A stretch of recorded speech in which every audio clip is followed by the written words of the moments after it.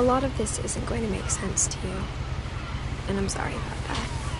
I'm just going to start at the beginning, with the house.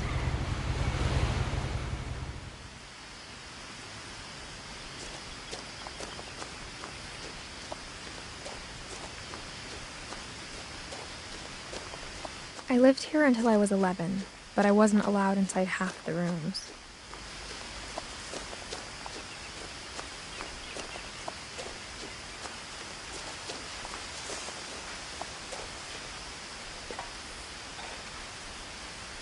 Inside the mailbox were bills from 7 years ago, marked urgent, open immediately.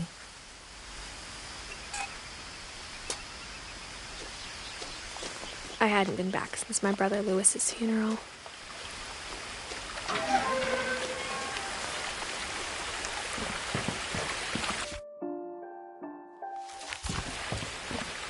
In her will, my mother left me a key, but didn't tell me what it unlocked. Maybe she thought I'd know, or she thought that the mystery would be enough to bring me back.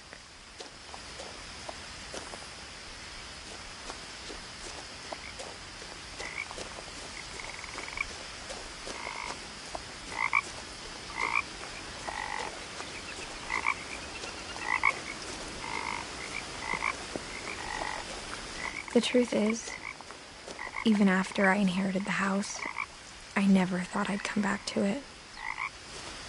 But now I had questions about my family that only the house knew the answers to.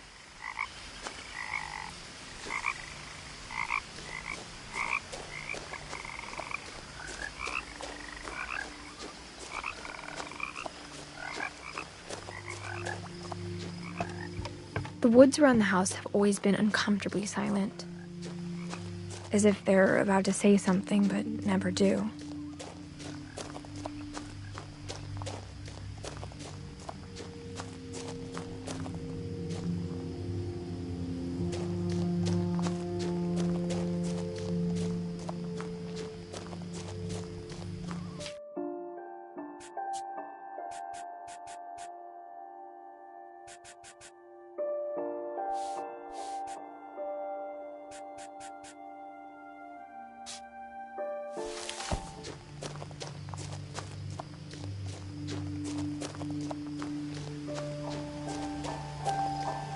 The house was exactly like I remembered it, the way I'd been dreaming about it.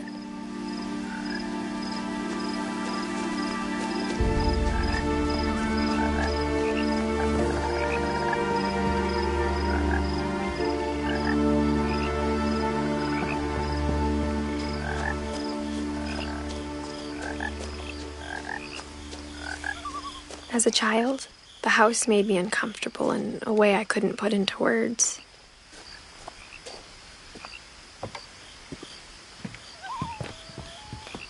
Now, as a 17-year-old, I knew exactly what those words were. I was afraid of the house.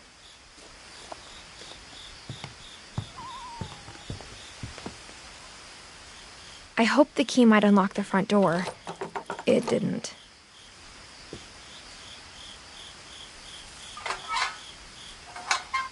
Looking in, I felt like the house itself had been waiting for me.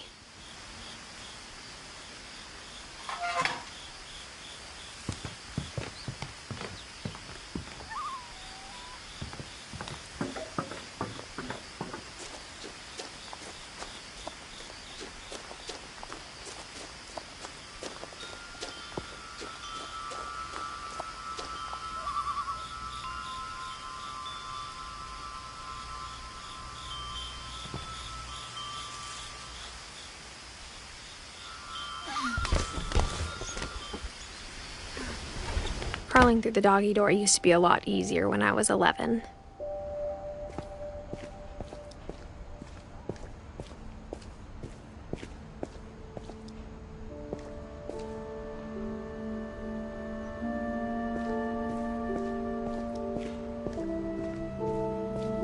For the first time in years,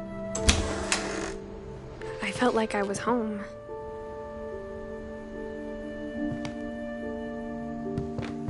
But instead of a family, there were just memories of one.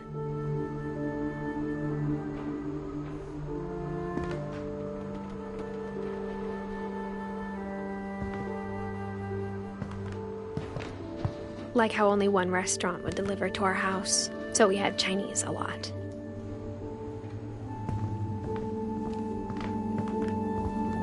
Or how after Louis started working at the cannery, we all got sick of eating salmon. Except our cat, Molly. The table was still a wreck from the night we left. It was like a bomb had gone off, killing everyone but sparing the furniture.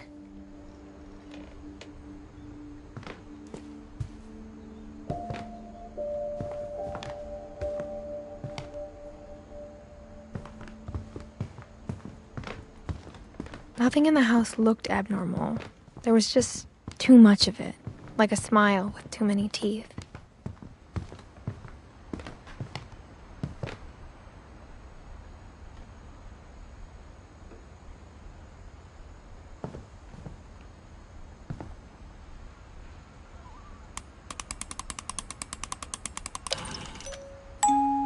Great-Grandpa Sven built a music box for Barbara, along with the rest of the house.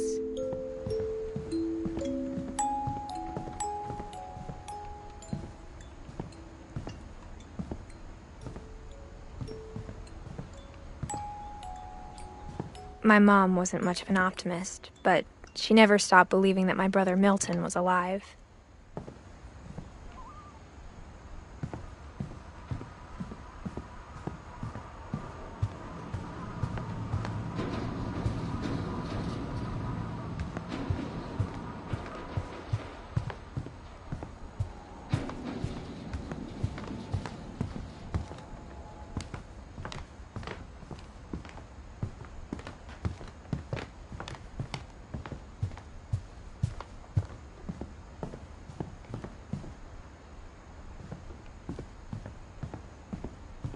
Mom always told me to stay out of the basement, so I wasn't too surprised when the key didn't fit.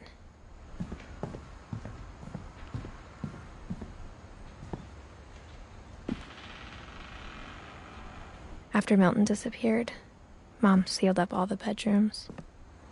Then Edie retaliated and drilled peepholes.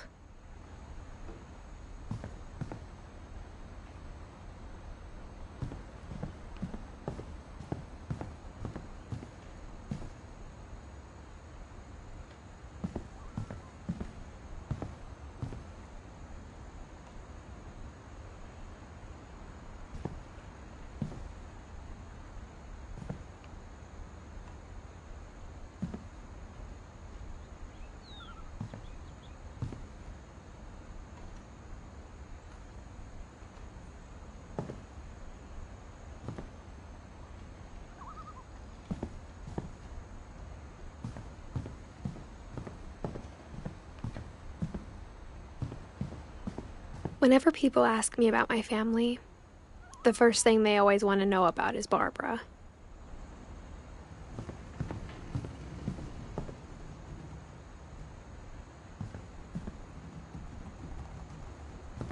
Edie's father, Odin, built the original house.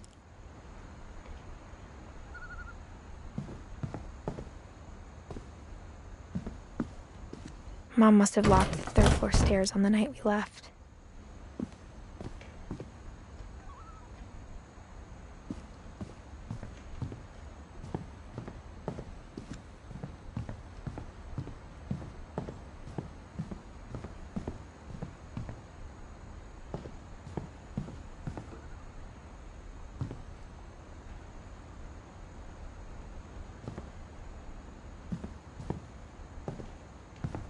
I spent a lot of time playing in Great Uncle Walter's room. I think my mom sometimes regretted not sealing it up. Louis told me there were secret passages, but I never believed him.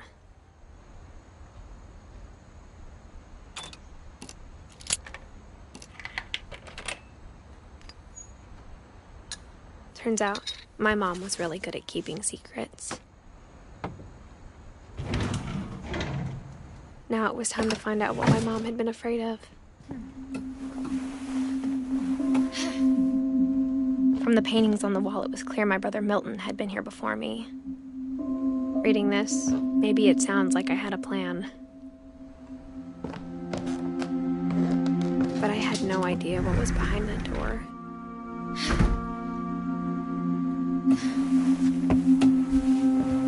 Just like I had no idea where all this was gonna lead. I grew up looking at Molly's room through the peephole.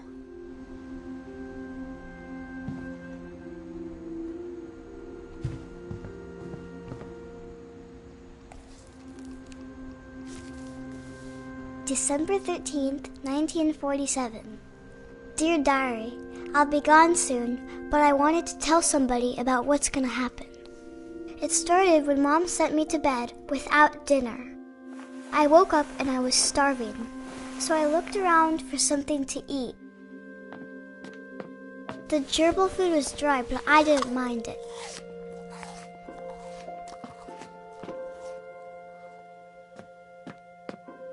My Halloween candy was all gone.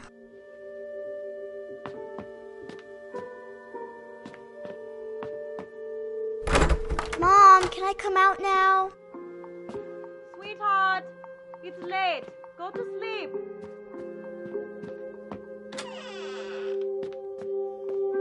I kept eating and eating.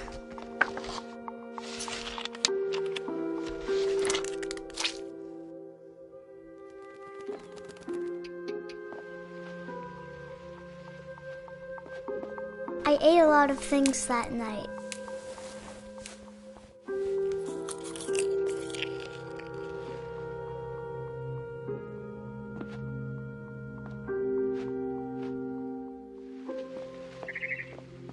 Then I heard chirping outside my window.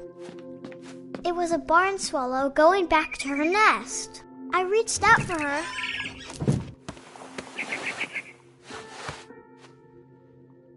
And suddenly, I was a cat.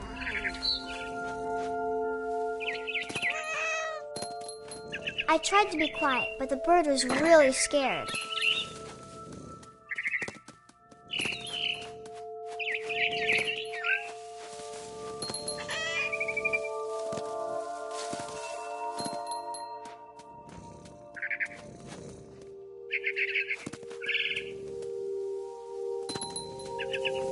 The babies were all gone.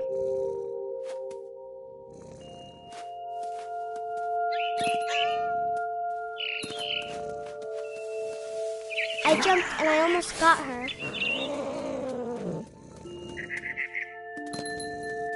I could tell she was getting really tired. Now I was up in the big tree. I promised Dad I wouldn't climb it anymore. All I cared about was eating that mama bird. I gobbled her up. And suddenly, I was an owl. First, all I heard was the wind. Then I heard little teeth nibbling in the grass.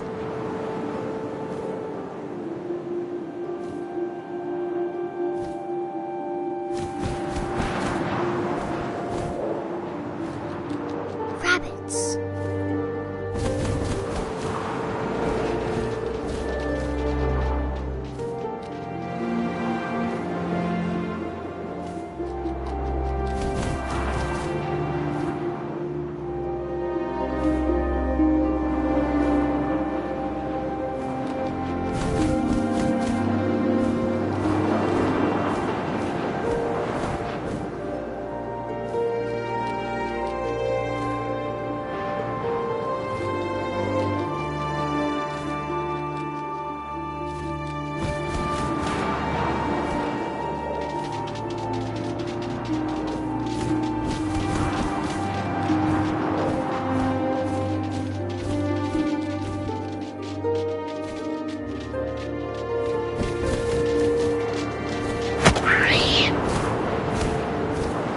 I imagined his face looking up and seeing mine through my talons.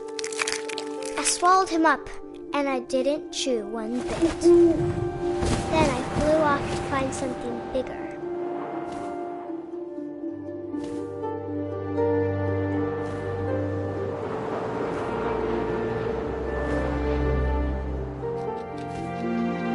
A mama rabbit.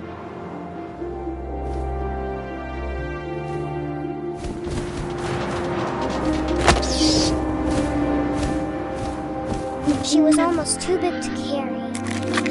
I started choking, but I couldn't stop eating. And suddenly, I was a shark!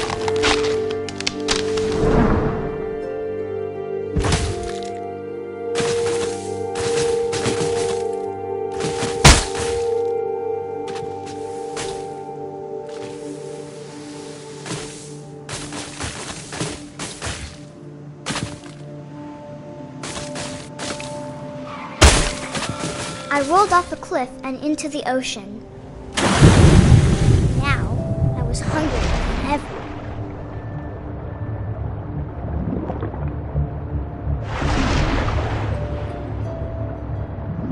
I wanted fat, juicy seals.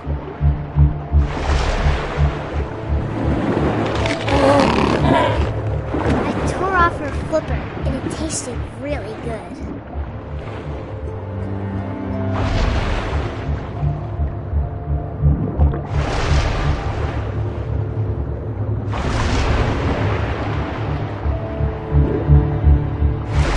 Grabbed on tight. But I was so hungry, I jumped out of the water. When I opened my eyes, everything had changed.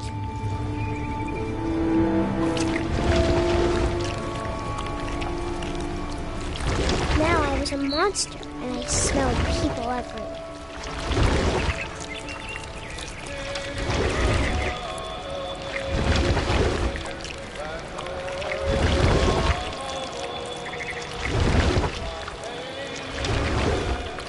I was big, but I moved real quiet.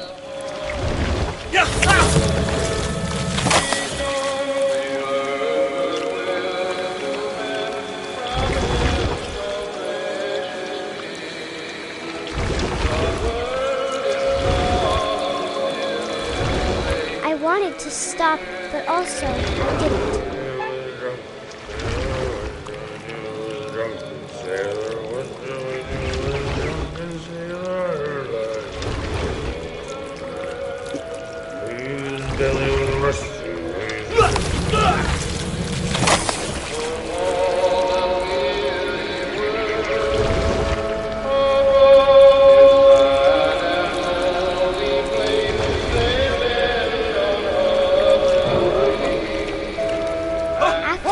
Passenger, I was still hungry. And to cross the water, I smelled something new. Something I had to have, so I swam towards it.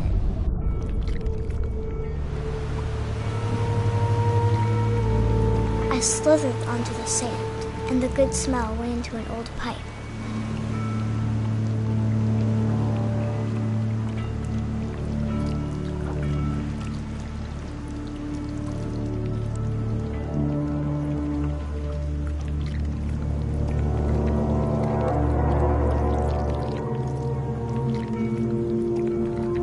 I got closer and closer.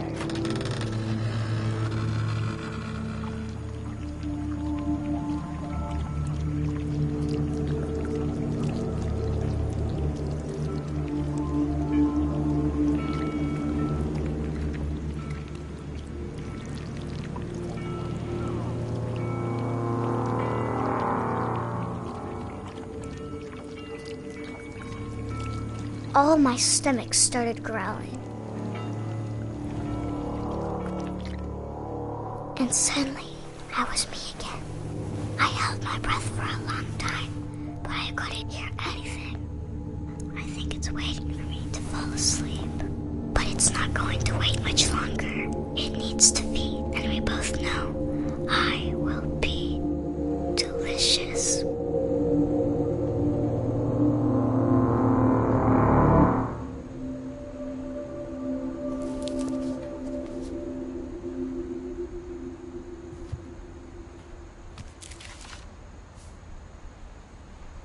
I'm not sure if I believed all of that, but I'm sure Edie would have.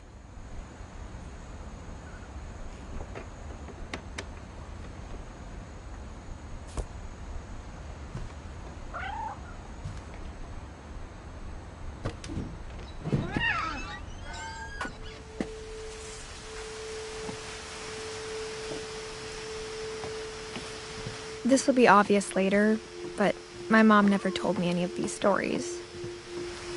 Edie would have, but Mom didn't like bringing up the past. Though, when we adopted a stray kitten, she was the one who named it Molly.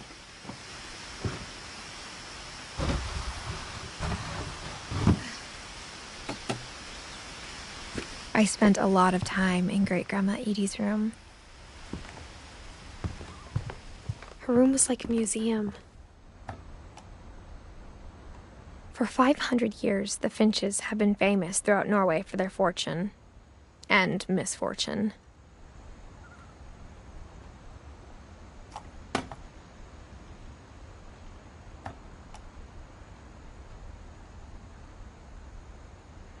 Odin Finch buries the latest victims of the family curse, his wife Ingeborg and their newborn son, Johan.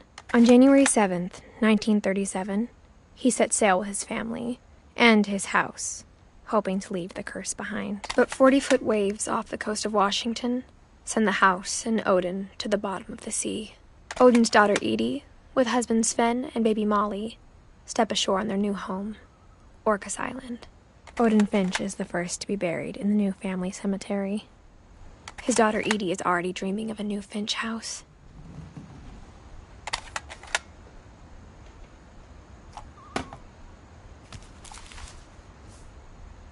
Whatever's wrong with this family, it goes back a long ways.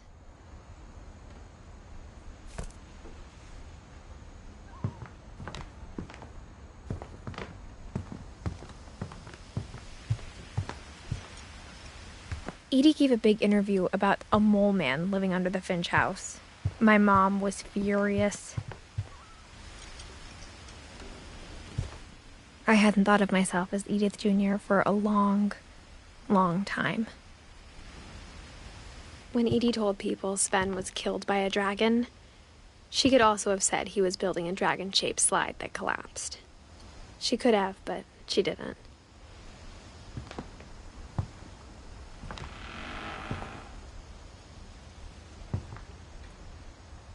Even in her 90s, sometimes Edie seemed a lot younger than my mother. The only trace Grandpa Sam's first wife, Kay, left on the house was the pink bathroom. It was a pretty big trace.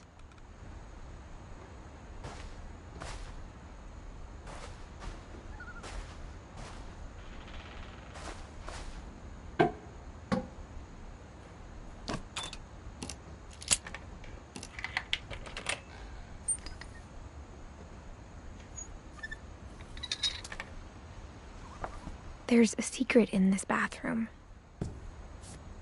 It's in the last place you would look. It isn't in the cupboard. It's hidden in this book.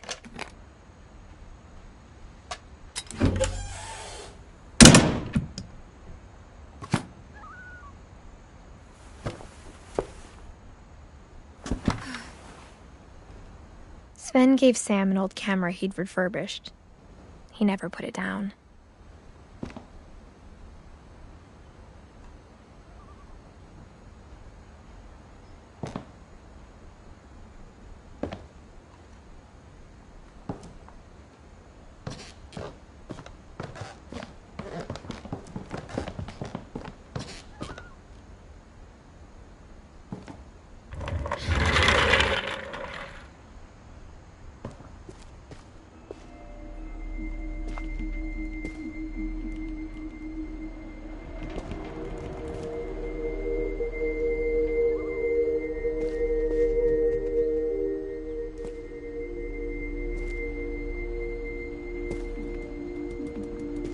I knew Grandpa Sam had a twin, and that he never talked about him.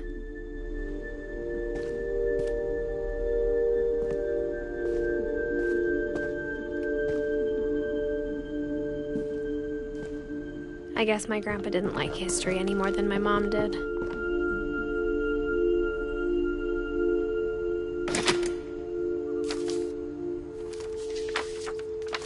How I Want to Remember My Brother by Sam Finch.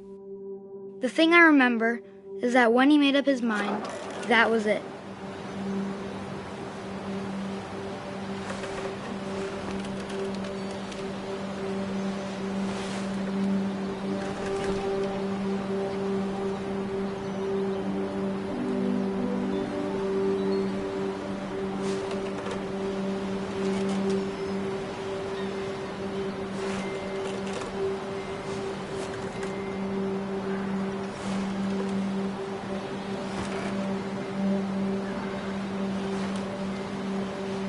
My brother said he'd die before he ate another mushroom. And he did.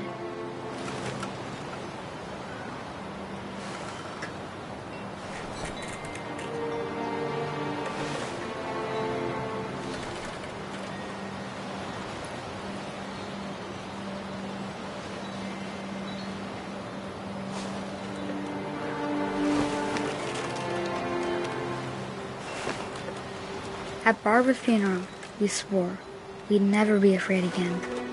And he wasn't. I think Calvin always wanted to fly.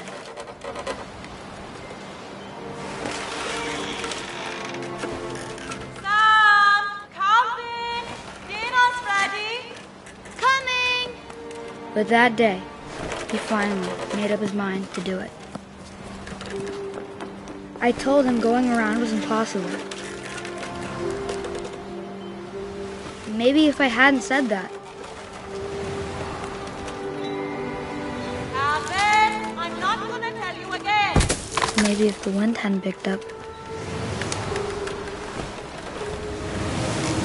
Then maybe he'd still be here. But I doubt it. I think he'd already made up his mind. That's what I want to remember about my brother.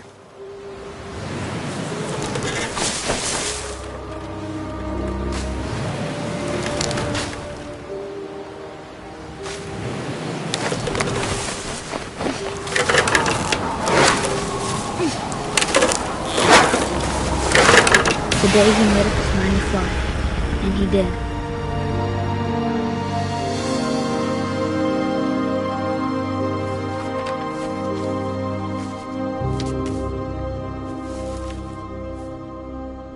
Calvin's story felt strangely familiar. When I was younger, I remember trying to do the exact same thing.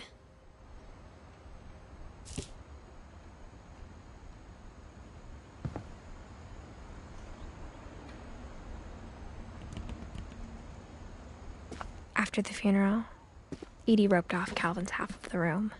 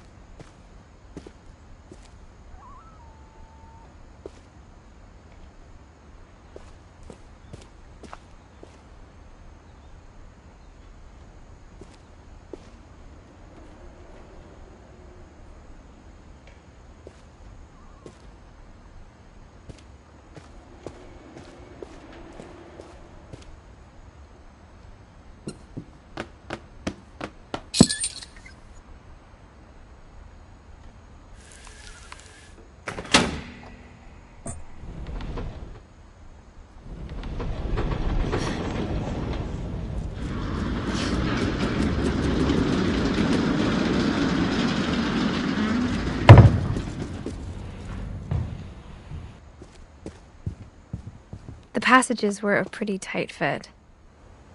They'd obviously been built for smaller hands and bellies.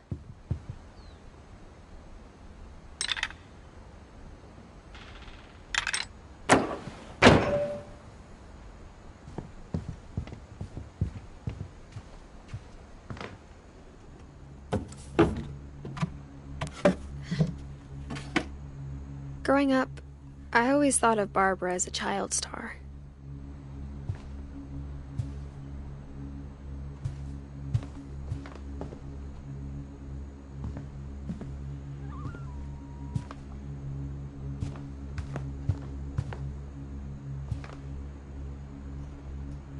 I never thought about how hard it must have been for her afterwards.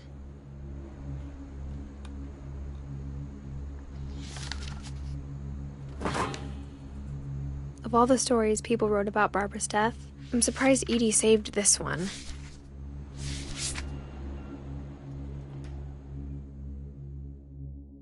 Old Jack here with another ghastly tale inspired by America's most unfortunate family. I'm calling it The Surprise Ending of Barbara Finch. As a child star, Barbara was famous for her scream. Now at 16, she was all washed up. A has-been. But in a lucky break, she'd been asked to perform her signature scream at a local convention for monster movie fans. It was just the boost her career needed. Unfortunately, her scream hadn't aged well. Getting better. I think you just need the right motivation. Her biggest fan and current boyfriend, Rick, was about to demonstrate when... Now that was a great scream. It was Barbara's father, Sven. He'd slipped into a table saw and had to be rushed to the emergency room. So Barbara got stuck babysitting her youngest brother, Walter. Her convention comeback was cancelled. Okay, I'm hearing frustration, but I'm not hearing terror. What if I tried... A gang of hoodlums in Halloween masks have been terrorizing Orcas Island tonight. Police are urging residents to... That came from the basement. You're right! Also, I loved your delivery on that. Why is your basement door locked? Because my dad likes making puzzles and secret passages. There's a key hidden in the music box. The secret is to keep winding and winding until finally the key pops out. Thanks, babe. I'll be back in a sec. 20 minutes later, Rick hadn't returned. So Barbara went to look for him, right on cue. She reached for the music box. And as she wound the key, she listened for Rick, but the house was silent.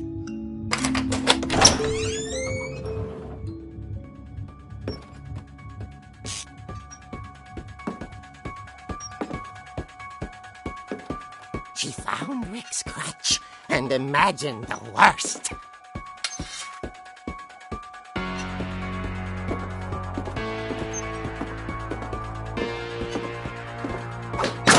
The gang's leader is the infamous Hookman killer, Dr. Carl Hamill, who impaled and then ate his family 10 years ago tonight.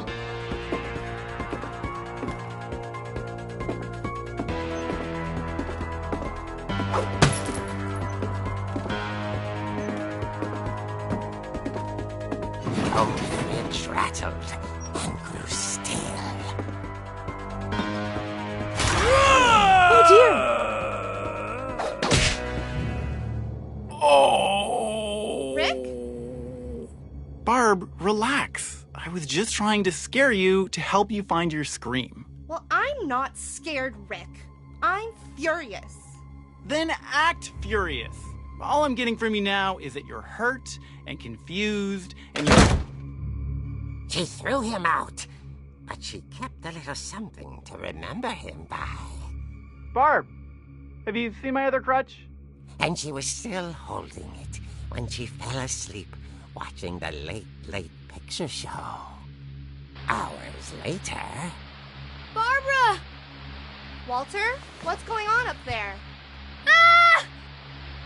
Okay, I'm coming up, but if this is a trick, you're dead, Walter.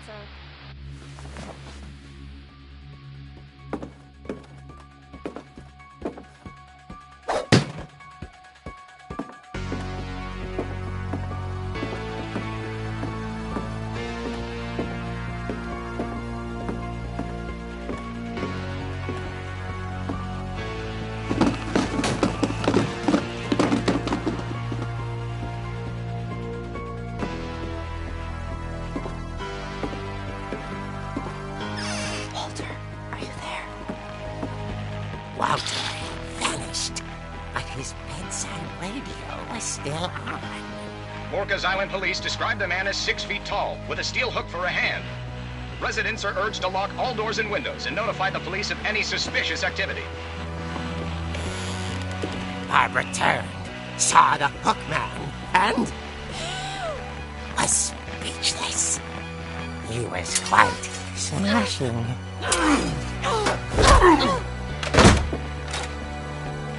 And she moved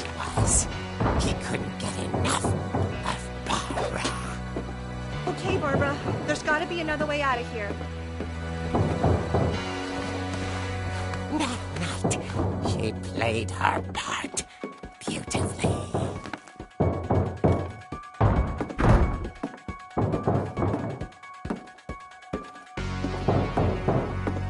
Molly's door hadn't been opened in years. The hinges groaned.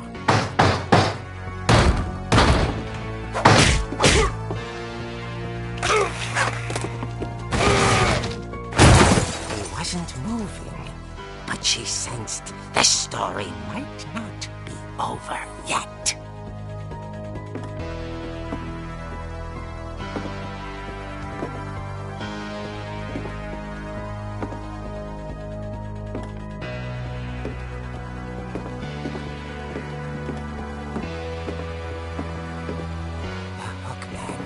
Vanished.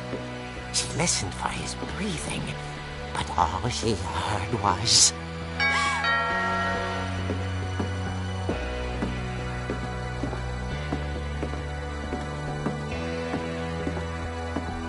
At the door, she heard whispering.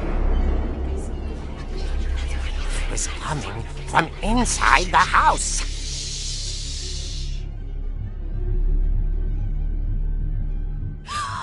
Oh dear. Surprise! Bravo, Bob! You were wonderful! The monsters had come to surprise her. For Barbara, it was a dream come true. Then she saw what kind of monsters they were, and she realized what was about to happen. She was going to be famous. And with her final breath, Barbara Finch gave the performance of her life.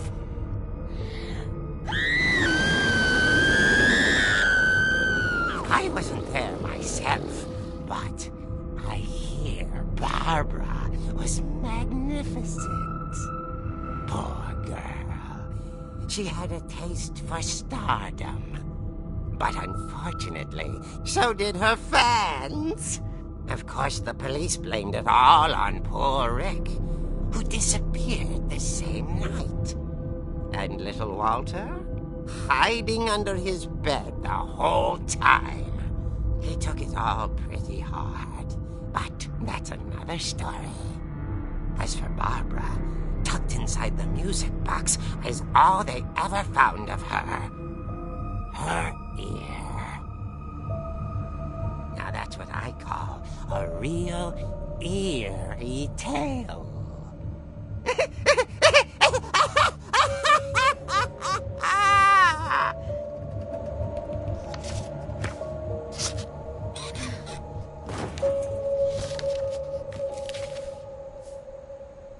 Edie told me all Barbara wanted was to be remembered, as absurd as that comic was.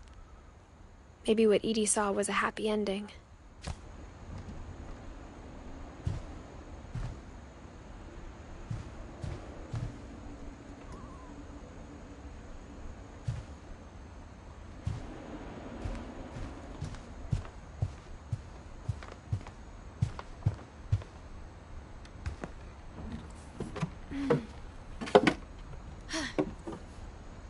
I guess now I know why Mom didn't like me playing with the music box.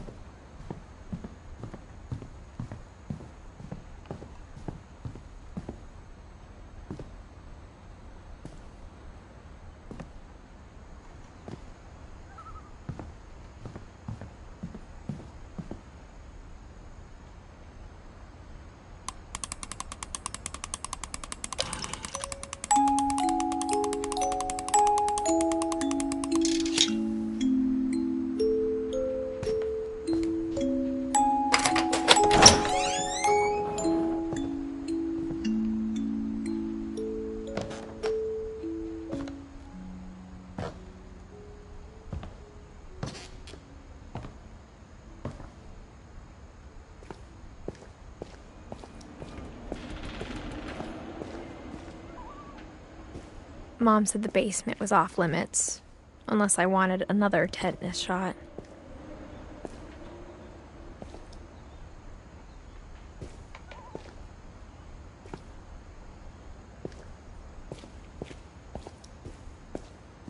I saw Edie sneak down to the basement once, carrying packages. I thought maybe she was hiding presents. It turned out she was hiding a lot more than that.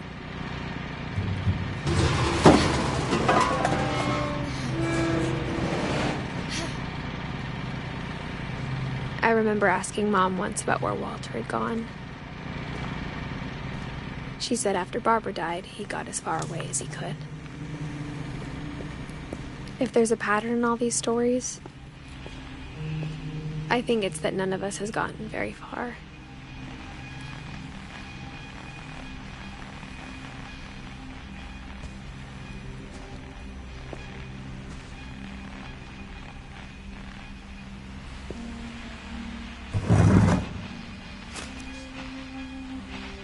Goodbye, everyone.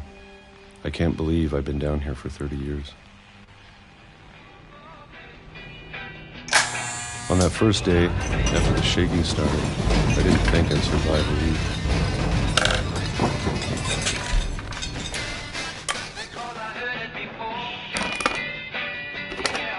But after a few days, I settled into a routine. That's what kept me sane. Having a schedule, living for today. I always expected to be dead tomorrow. But if you wait long enough, you get used to anything.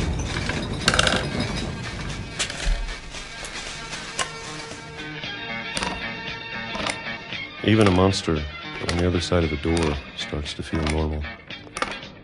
Almost friendly.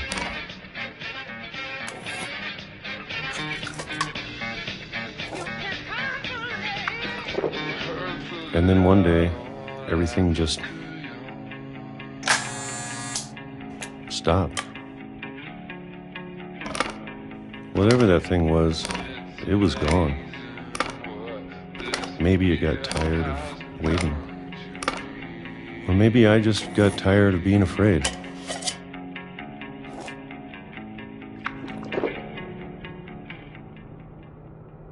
It's been a week now, the longest in 30 years. I'm done waiting. I have to leave while I still can.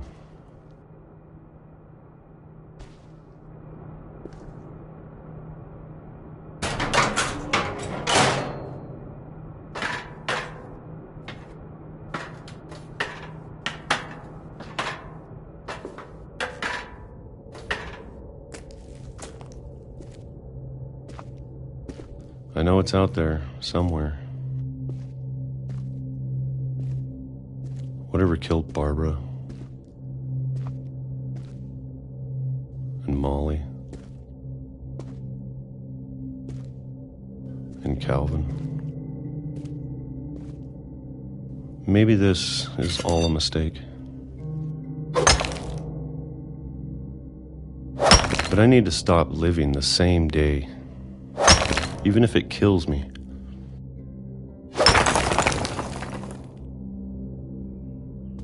Whatever's out there, I want you to know I'm ready for it.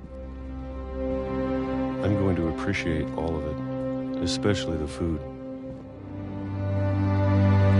I don't mind if I only have a year left,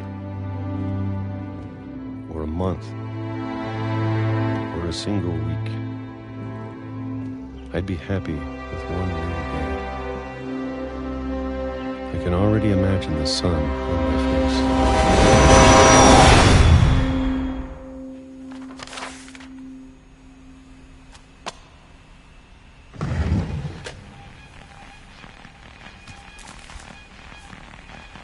Walter died when I was 6. I can't believe my mom never told me he was down here.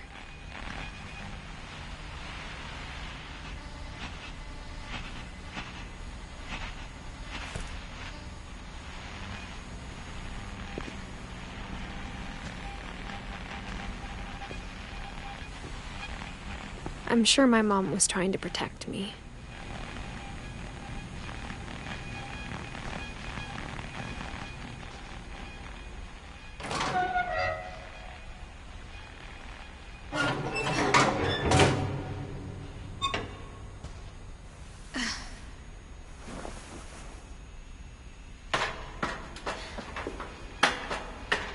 Maybe she was afraid I'd end up like Walter.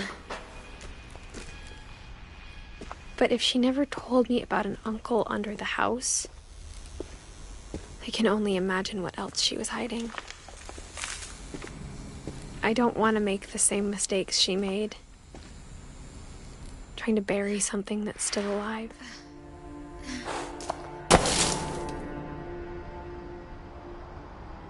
Now that there's only one of us left, or maybe two,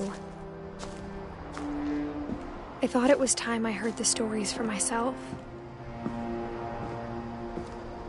and found out what happened to everyone else.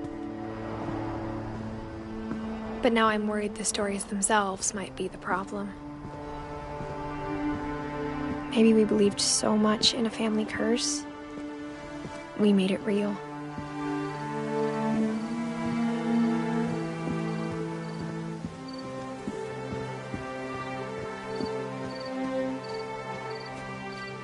I don't know if I should even be writing this.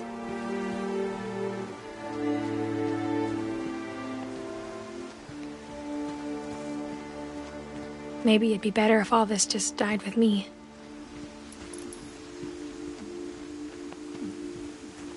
But I thought you should know about your family.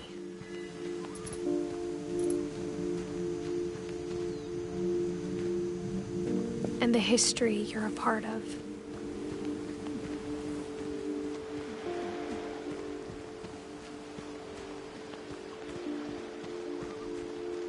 Though to be honest, I feel as lost as you probably do right now. I think the people in these stories believed them, for what that's worth.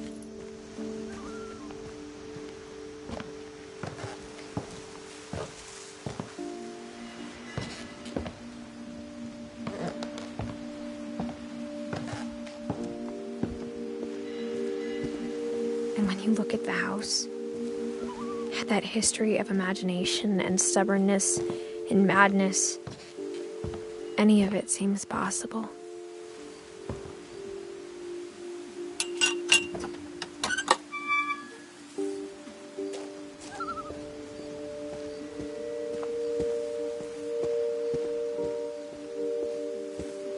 I think we've been surrounded by death for so long, we've just gotten used to it.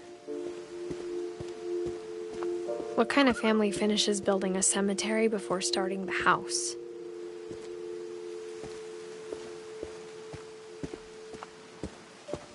It's embarrassing for me to admit this, but the pet cemetery made me more uncomfortable than the human one. 3 of the gerbils were mine, and 2 had been my fault.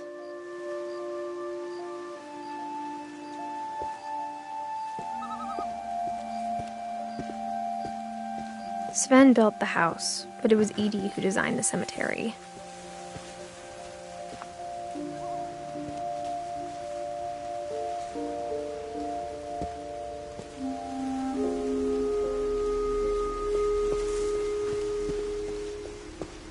I'm sure Odin's monument had been Edie's idea. My mom was always trying to move on, but for Edie, the past never went away.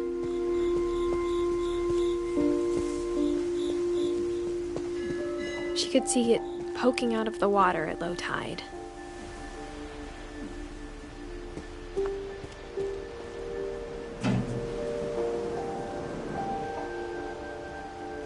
Edie said she dreamed about the old house every night.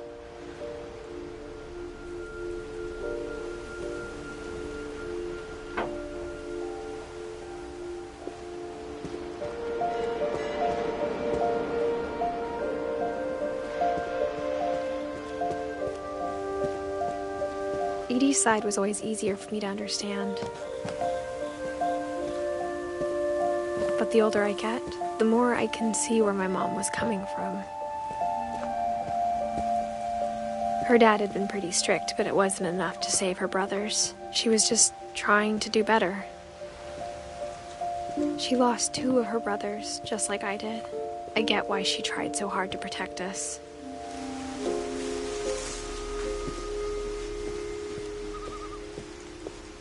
There's so many things I wish I could ask my mom now. Part of me thinks this is what she wanted all along. For me to come back someday and find everything out for myself.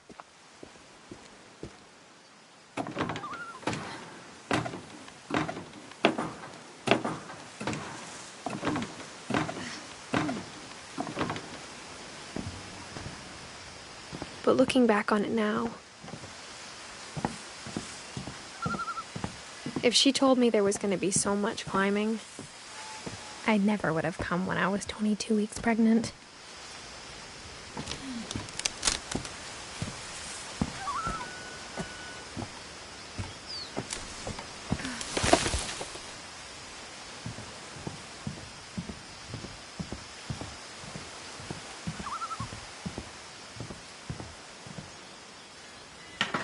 I never met Grandpa Sam, but I think he and my mom had a lot in common.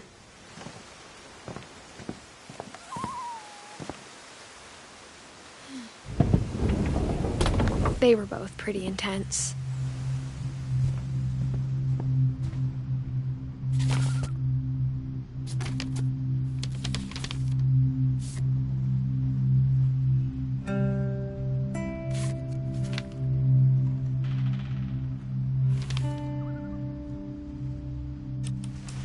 Dawn, I promise, you'll never forget this weekend. Yes, sir. These memories are gonna last a lifetime. Mm-hmm. Am I gonna have to shoot anything? It's perfect. It's gonna rain the whole weekend, isn't it? Please just take the damn picture. Hey, language. I will never forget this weekend, Dad. Okay, got it. I'm gonna take some pictures, okay? Just be careful. The camera's older than you are. Aw. Definitely should not have drunk all that coffee. Hey! That's a keeper. I'm just saying, I'm not always gonna be here, Dawn.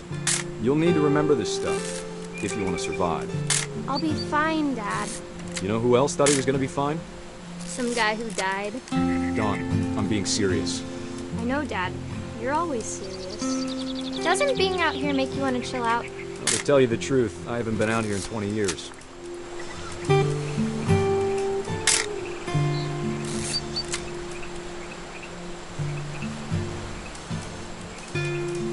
Last time I was with my brother Calvin. Man, that was a great trip. Your grandpa Sven taught us how to fish, how to build a fire. Dawn, don't you think you could find something more interesting to photograph? We found an old logging trail. There were deer everywhere.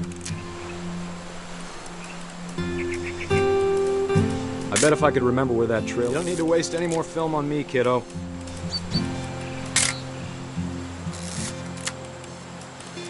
Give me a minute to check the map.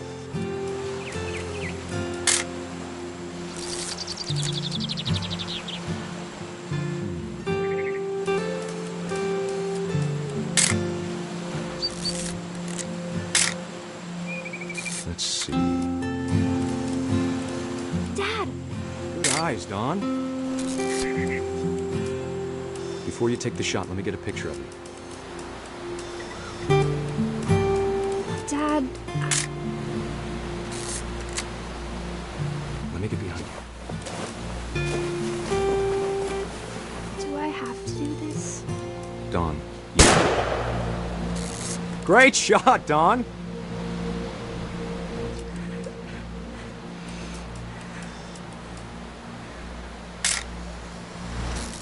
I'm proud of you, Dawn.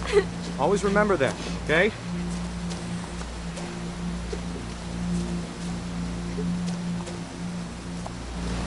Dad, it's twitching. I think That's it's totally normal, Dawn. Just focus on the camera. Try not to think about... Dad!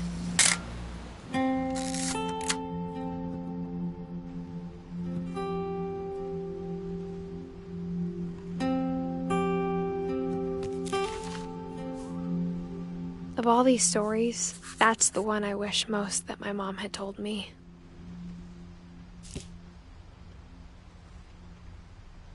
Sam spent his life shooting photos, but Mom said he got nervous being in front of the camera. I guess we're all afraid of something.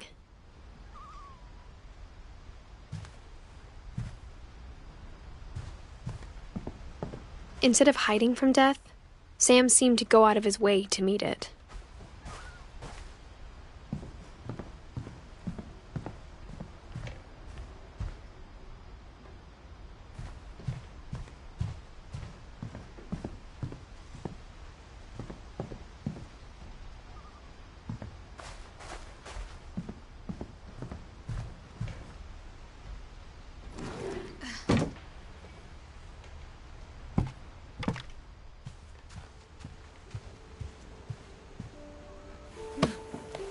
After Sam died, my mom and Edie got really close. They'd both lost a lot.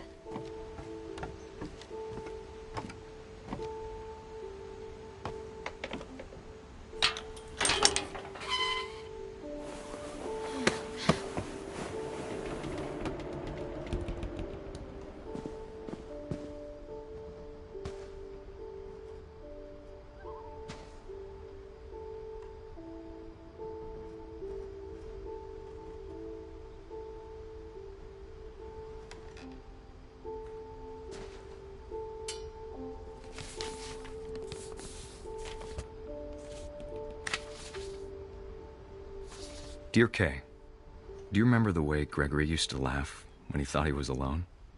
Like something funny was happening, but only he could see it. I think he saw things the rest of us don't.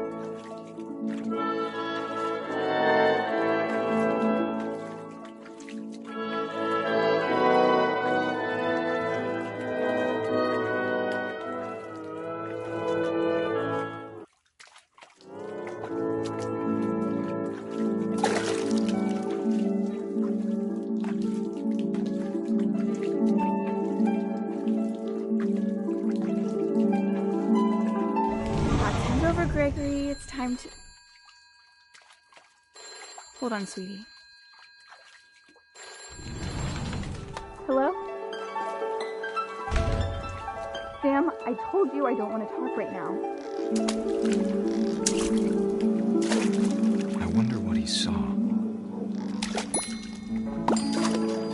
What his world was like.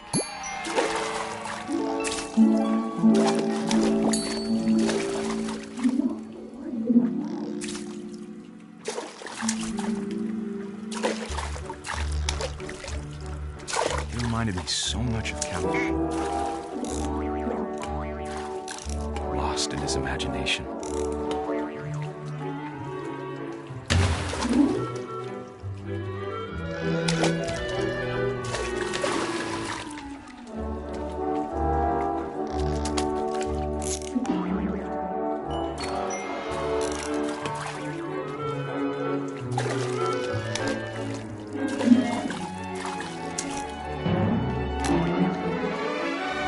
Silly it sounds.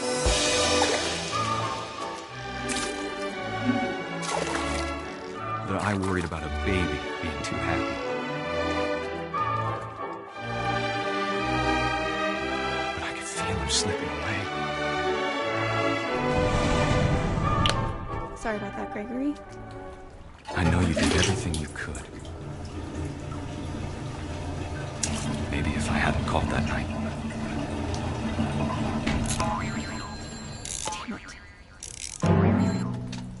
Hold on, I wish he could have told us about the world he saw.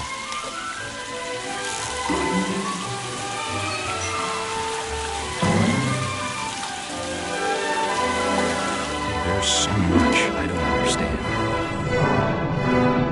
about Gregory, about everything.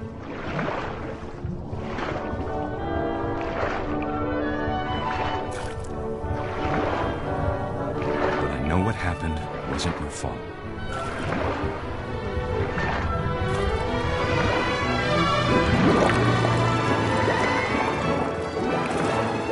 I'm sure he's happy. He'd want you to be happy too. Good luck, Kay. Love, Sam.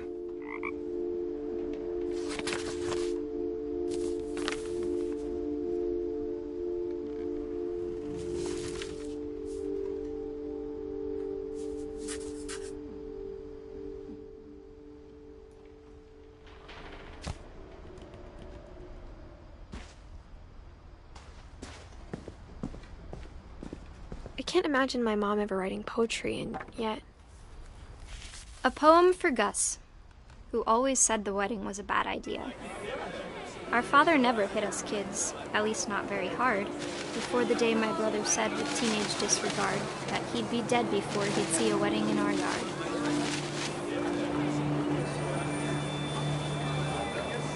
My father made him come, of course, but Gus stood far apart, just flew his kite and bottled up the storm inside his heart.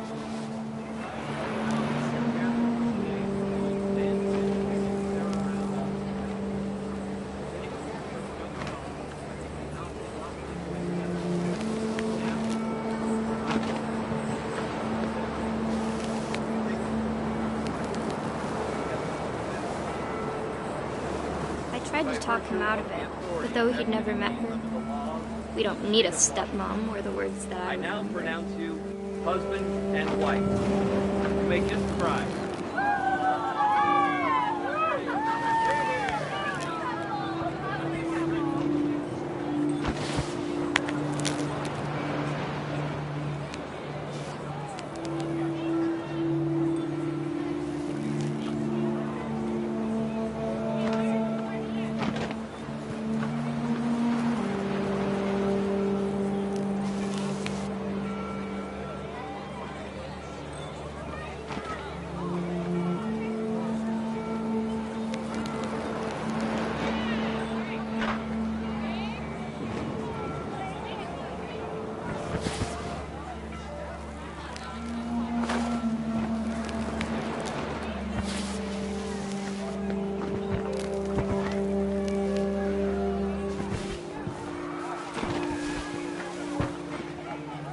When the time for photos came, Dad ordered him to come here.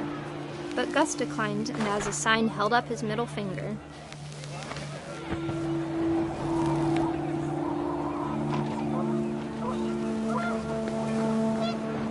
The wind picked up, and panicked geese appeared and quickly went. But all the humans did that day was go inside the tent.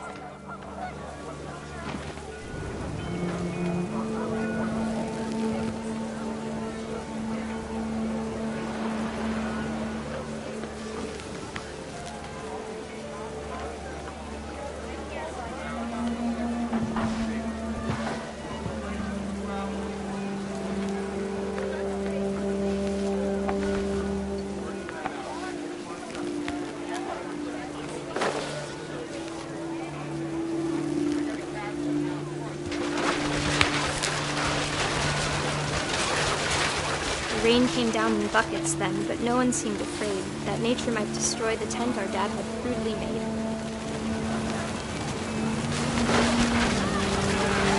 The thunder sounded much too close and full of angry power, but all my father said to this was, "Make the music louder."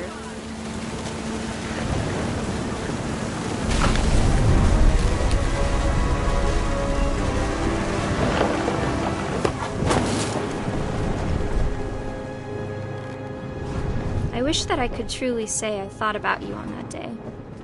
Out there on the beach alone, just you, the wind, the sea, and foam. But I didn't, until we found you.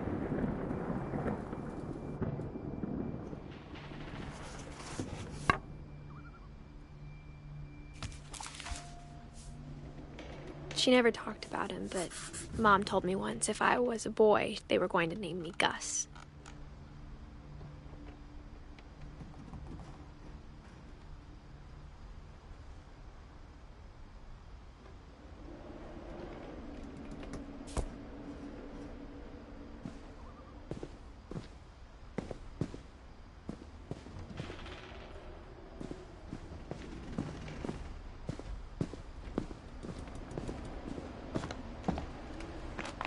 My mom moved up to the loft after her brothers died. At the time, it was as far away as she could get.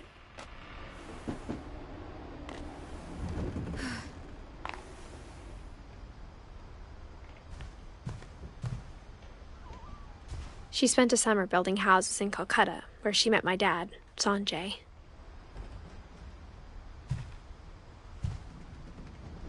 Religion was another thing my mom never talked about, but I think it helped her a lot after her dad died. My mom moved to India a week after graduation and got a job teaching English. Louis was born a year later.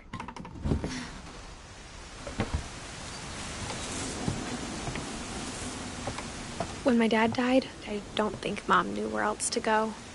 I'm sure Edie was happy to have her back.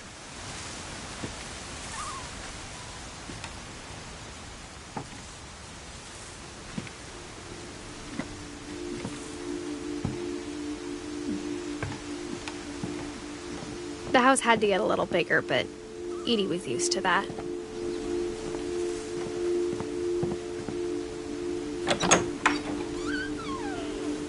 And for a while, things were good.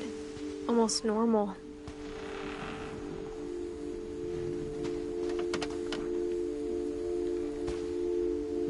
But it didn't last.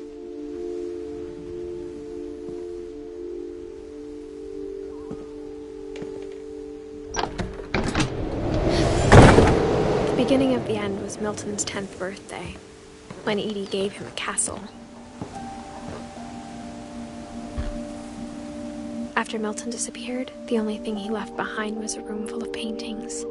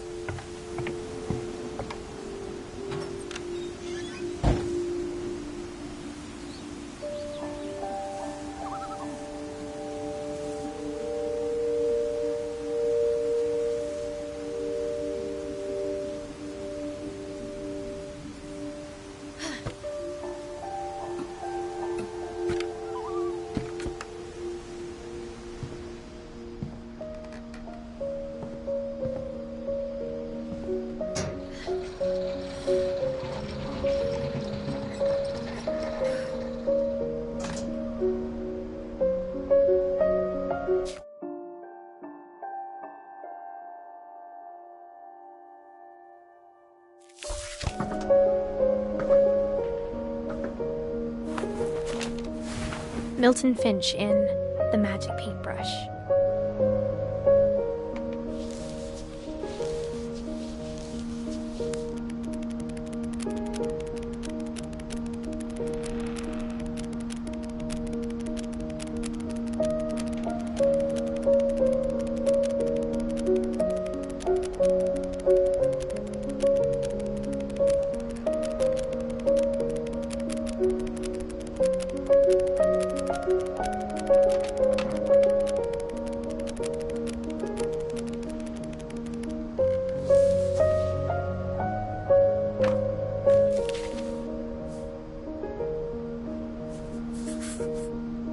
I was 4 when Milton disappeared.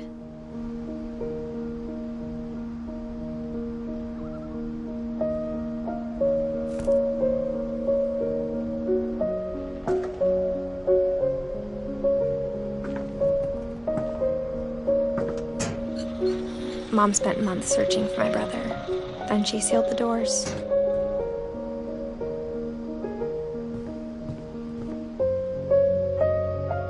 Whatever Milton had found in the house, Mom didn't want it getting out.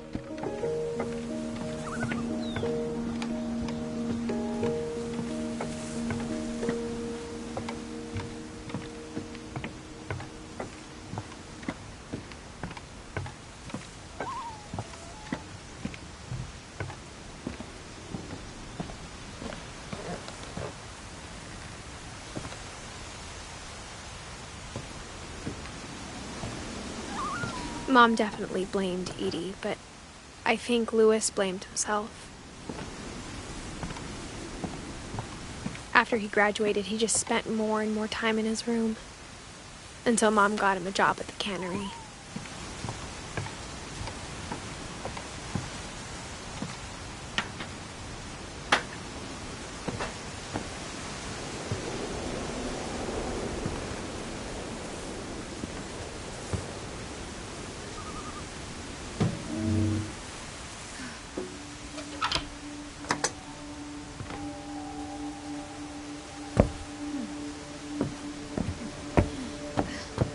Lewis's room smelled very, very familiar. That part of him lived on. Lewis and I spent a lot of time playing games together, but he was surprisingly bad at them. He died a lot.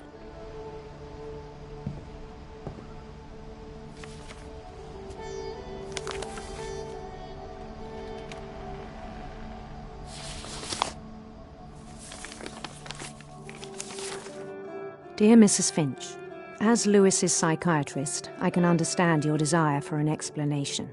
As I see it, the trouble began in January, shortly after we convinced your son to seek treatment for substance abuse. Newly sober, I believe Lewis first noticed the monotony of his daily life.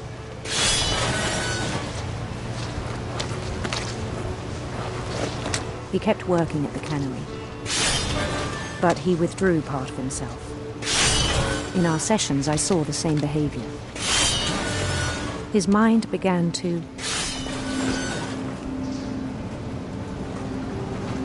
wander.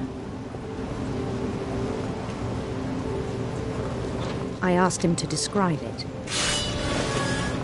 He said he started small, imagining a labyrinth. He'd feel his way about.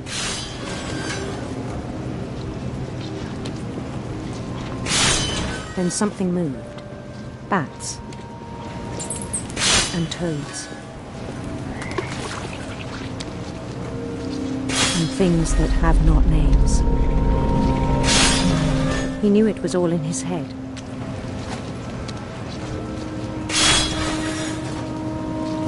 But he took it very seriously. I had hoped he'd find himself.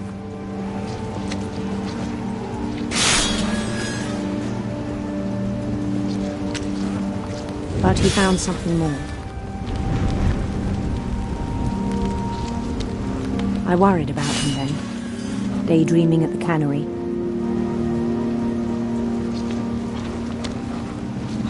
I spoke with his boss. But he said Lewis had become a model employee. Methodical, tireless, focused. Like a whole new Lewis. So I let him go on.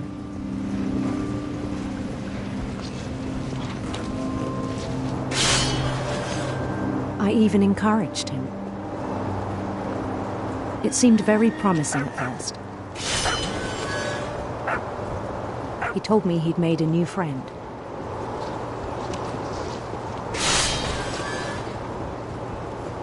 On the edge of a city he named Lewis Topia. He built the city up slowly, brick by brick.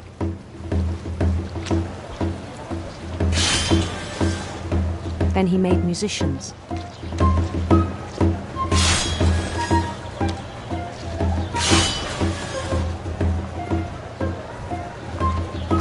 And songs for them to play. He talked about starting a band. And he was always humming something. Every day his imagination grew stronger.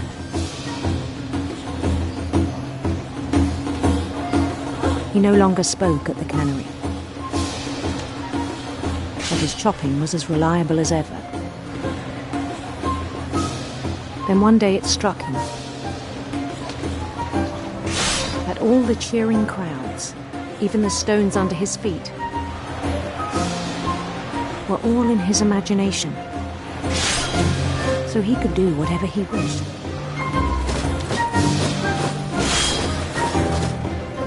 He held an election for mayor,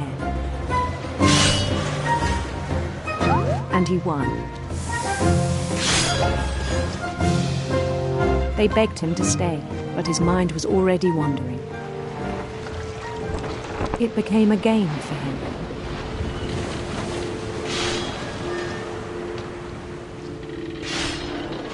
He'd conquer a city, then immediately push on.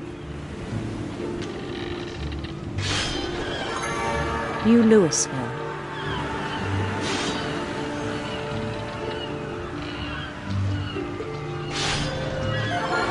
St. Louis.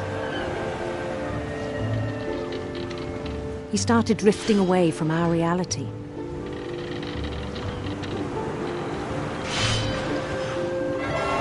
Minneapolis, until one day he forgot to go home from the cannery. Even as his mother pleaded with him, part of Louis kept sailing on.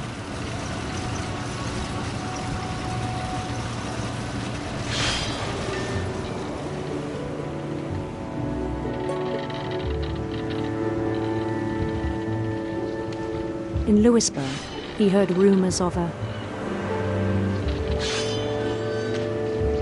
handsome queen.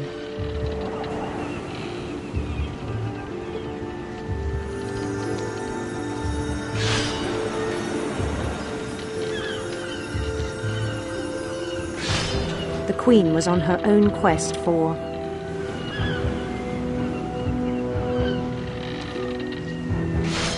radiant rainbows.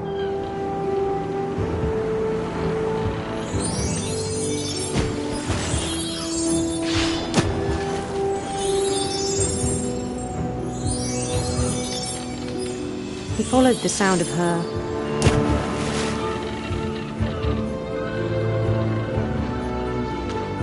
silver harp.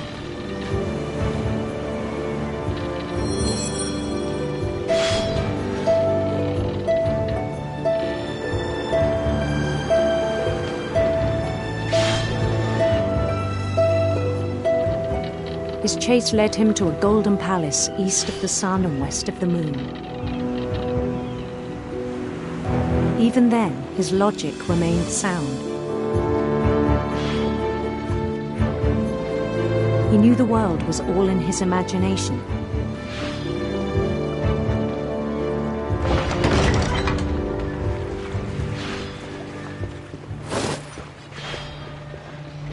But he was so proud of having created it.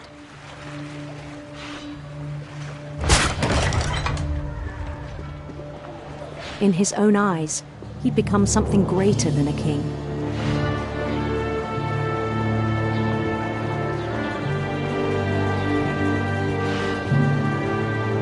For someone who'd never known success in the real world, I think it was overwhelming. And then it struck him that the real Louis was not the one chopping salmon, but the one climbing the steps of a golden palace.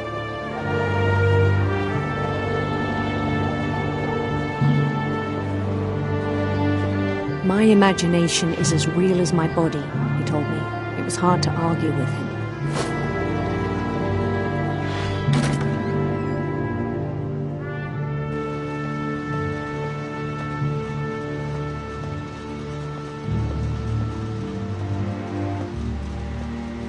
He began to forget the world we know.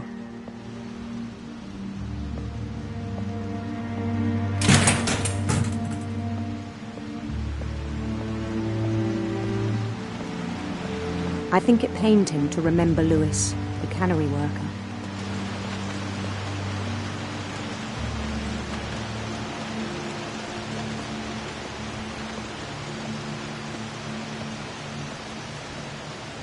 He began to despise the man with a royal contempt.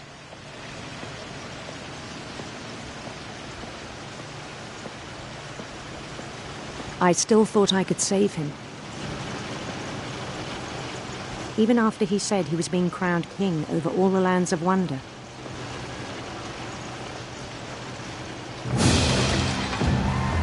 The palace would be packed with his companions.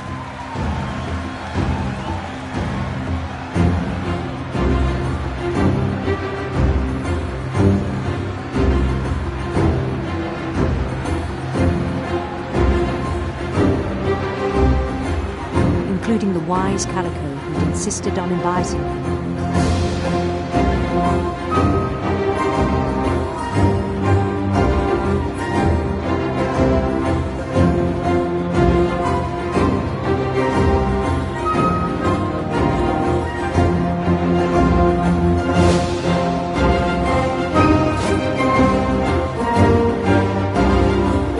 His queen waited, holding his crown.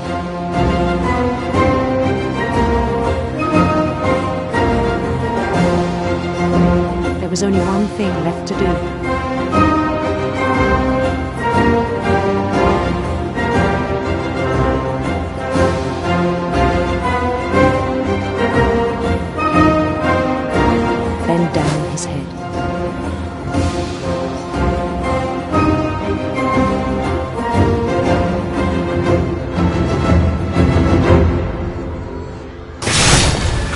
rest I think you know. Mrs. Finch, your son was a kind man who will be missed by all of us who knew him.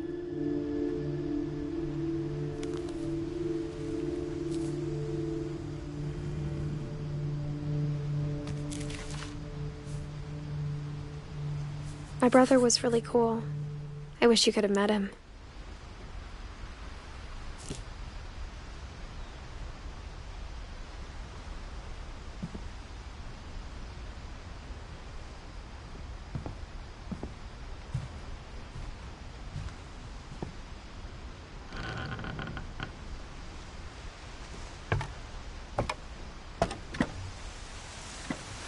On the way back from Lewis's funeral, my mom told me to start packing. She waited until the day before we left to tell Edie.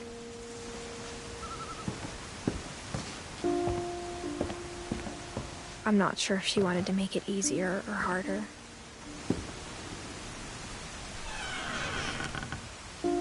I wish we'd stayed. But I understand why we left.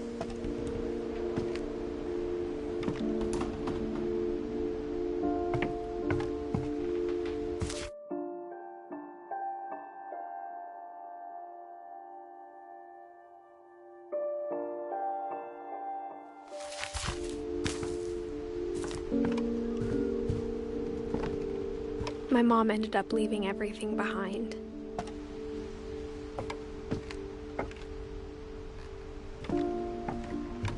What happened that night had been coming for a long time. Maybe it should have come sooner.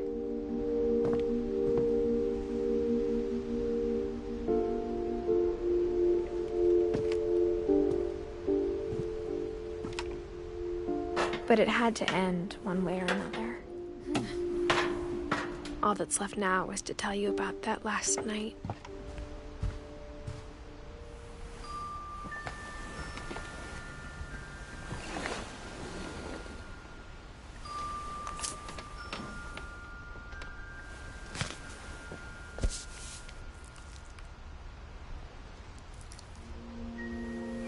That whole last day, Edie just watched us pack and didn't say a word. Until supper, when she raised her glass and said, "To our final night together, and all our final nights apart." Grandma, you know what I said about alcohol. Some of your medications are very Edith, specific. I left a present for you in the hallway. Why don't you go open it? The grown-ups have to argue now. I'm sorry, you're right. We're all leaving tomorrow. Let's just enjoy our last... I'm not leaving. Edith, you're excused.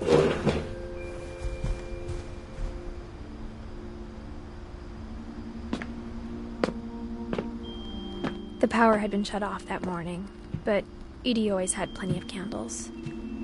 When my mom sealed the library, I don't think she knew about the other entrance, or that Edie had a key to it.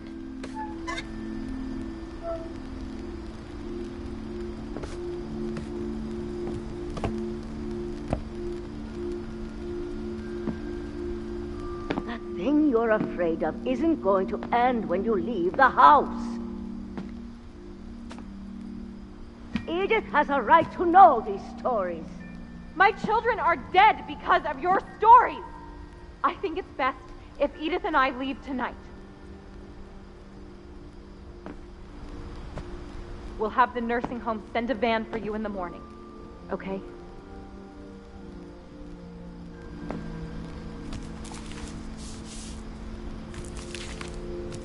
Dear Edith, there's so many stories I wish I could tell you, but there's only time for one. This is about what happened on the night you were born. That night, the tide went way, way out. It was the first and last time I ever saw the old house aground.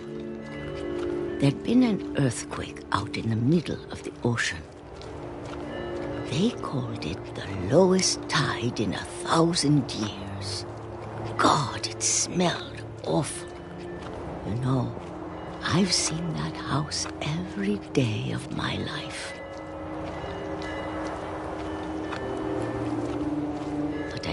thought I'd go back to it. When the fog rolled in, I lost my way.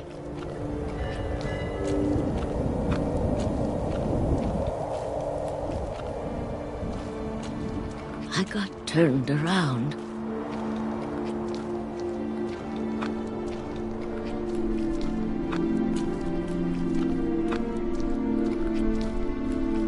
For a while, I wandered. I started seeing things.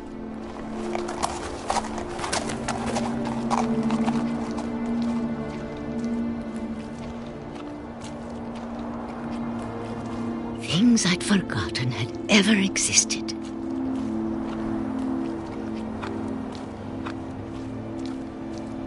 But when I saw them, they felt like old friends. That night, a lot of things came back to me. Or maybe I came back to them.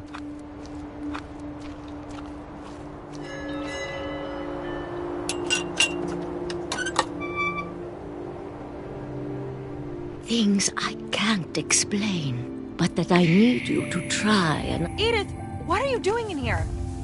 It's mine. Edith! Mom, you're gonna rip it! Let go! I kicked and screamed, but Mom dragged me to the car. I never saw Great-Grandma Edie again. The next morning, the van came to pick her up, but she was already gone. After that, we moved around a lot.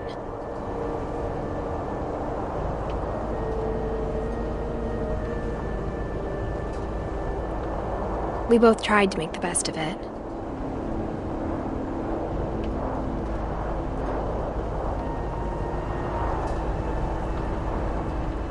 A few years went by.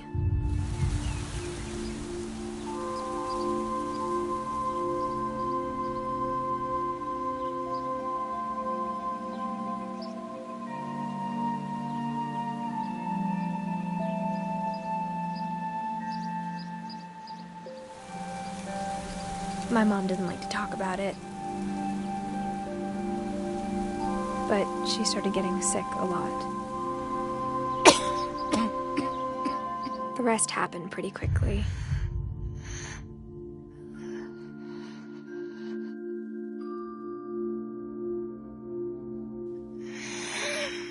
She got better for a while,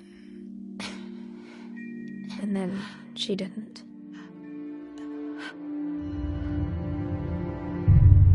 And then I was alone.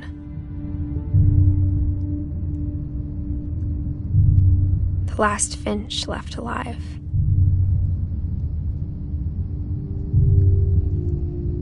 Until I found out about you. I'm still not sure what to tell you about all this. If we lived forever, maybe we'd have time to understand things. But as it is, I think the best we can do is try to open our eyes and appreciate how strange and brief all of this is.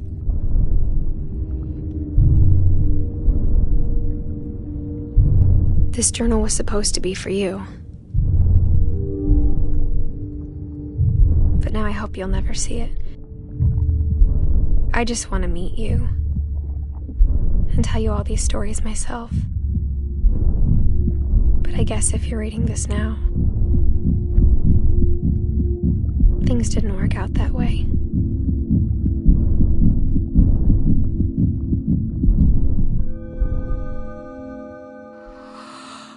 This is where your story begins. I'm sorry I won't be there to see it. It's a lot to ask, but I don't want you to be sad that I'm gone. I want you to be amazed that any of us ever had a chance to be here at all. Good luck.